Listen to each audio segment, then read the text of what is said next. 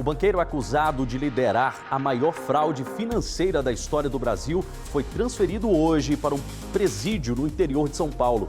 Esse é um dos destaques para o bloco de notas do Correio Brasiliense. Diretamente com ele, Carlos Alexandre, editor de Política, Economia e Brasil. Boa noite, Calecha.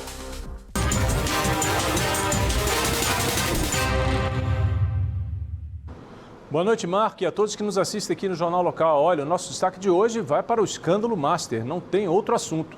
Nesta quinta-feira, o banqueiro Daniel Vorcaro e o cunhado dele, Fabiano Zettel, foram transferidos para um presídio no interior de São Paulo. A prisão de Vorcaro e as novas revelações do escândalo Master mostram que o caso não se trata mais de uma bomba financeira, mas de uma organização criminosa atuando no coração da República. Aí a gente está falando de pessoas ligadas a Daniel Vorcaro, interagindo com gente do Congresso, do Supremo Tribunal Federal, do Banco Central. Com essas revelações de ontem, você vê como isso ficou muito mais grave. A atuação de Daniel Vorcaro já vinha sendo apontada como responsável pela maior fraude financeira já registrada no Brasil. As armações do banqueiro provocaram um rombo estimado em, no mínimo, 50 bilhões de reais e deixou o Banco de Brasília em situação delicadíssima. Mas as informações reveladas ontem mostram que Vorcaro liderava uma milícia privada que usava de fraude, intimidação e corrupção para atingir seus objetivos. Para senadores como o Alessandro Vieira, relator da CPI do crime organizado, o Brasil está sob a ameaça de ser capturado por grupos poderosos e muito bem articulados. Vejam só o comentário dele sobre os últimos acontecimentos.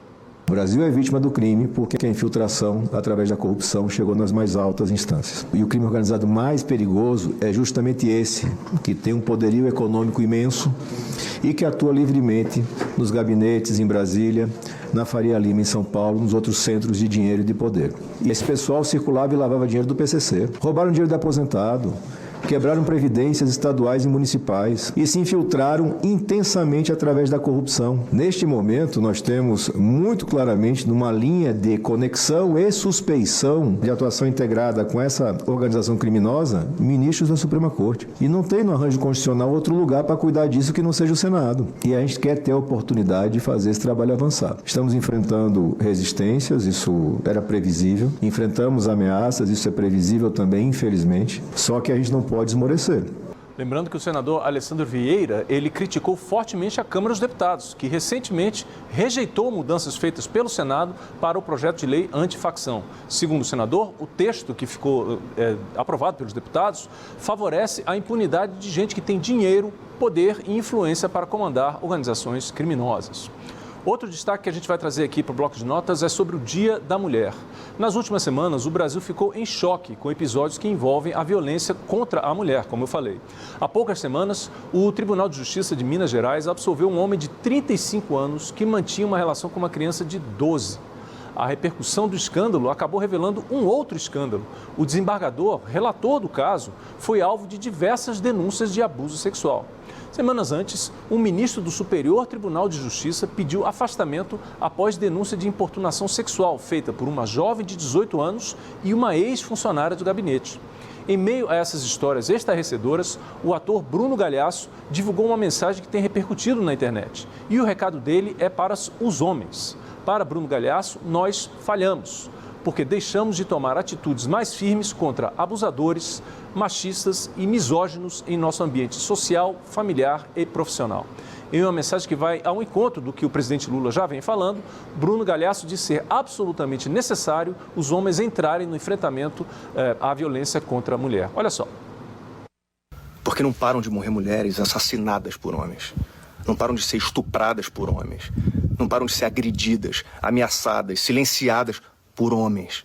É homem que mata a namorada, é homem que mata a ex, é homem que mata a esposa, é homem que mata a própria filha, que usa força onde só existe covardia. Então não, isso não é um caso isolado, isso é padrão. E a gente precisa ter coragem de olhar para isso. Eu tô falando de homem para homem. Não adianta dar flor no Dia das Namoradas, não adianta dar flor no Dia das Mulheres, não adianta postar homenagem bonita, não adianta dizer que ama, que respeita, que protege e encobrir abuso vindo de outros homens. Rir de piada violenta no grupo, passar pano para amigo agressivo, diminuir a dor de quem denuncia. Isso não é respeito, isso é cumplicidade. E tem mais uma coisa que precisa ser dita com todas as letras. É um absurdo um adulto se interessar por menor de idade. Não existe. Ela parece mais velha. Foi ela que quis. Hoje em dia amadurecem cedo. Isso tem nome. E o nome disso é crime. Menina não é mulher. Adolescente não é quase adulta. Criança não provoca adulto. Adulto que ultrapassa esse limite comete crime. E quem relativiza, normaliza ou protege também faz parte do problema. Vocês viram então o depoimento aí, o desabafo do Bruno Galhaço, um ator que ele está muito engajado, ele defende que os homens precisam se engajar mais em relação a isso. Na prática, o que ele está, em resumo, o que ele está dizendo é o seguinte, não basta defender a mulher no dia 8 de março, é dever nosso, de homens e mulheres, impedir que covardes continuem com essa violência que atinge todas as classes sociais aqui do Brasil. Ok? Bloco de Notas fica por aqui, eu volto com você, Marco. Muito obrigado, Kalecha. Realmente é dever de todos nós. Fica aí a dica.